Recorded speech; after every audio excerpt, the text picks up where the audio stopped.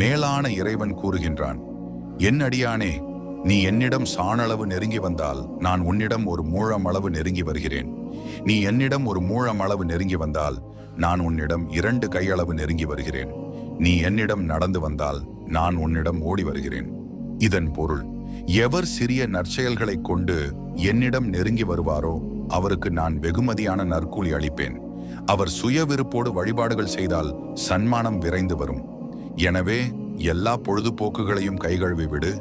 உன் இரட்சகனை விட்டும் உன்னை திசை திருப்புகின்ற அனைத்தையும் விட்டு நீ திரும்பிவிடு. உன்னிடம் இருப்பதைக் கொண்டு நிறைவாக இரு.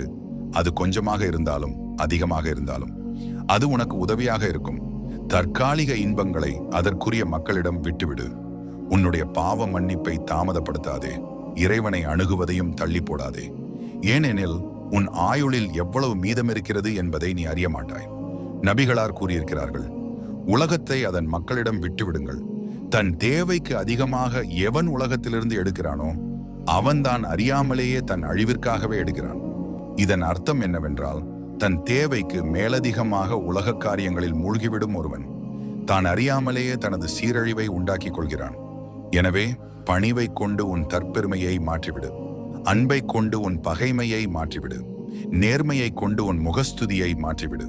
உன்னை போற்றுவாரோ தூற்றுவாரோ ஒருவருமே இல்லை என்னும் நிலையை அடையும் வரை பூடகத்தை கொண்டு உன் பிரபல்யத்தை மாற்றிவிடு.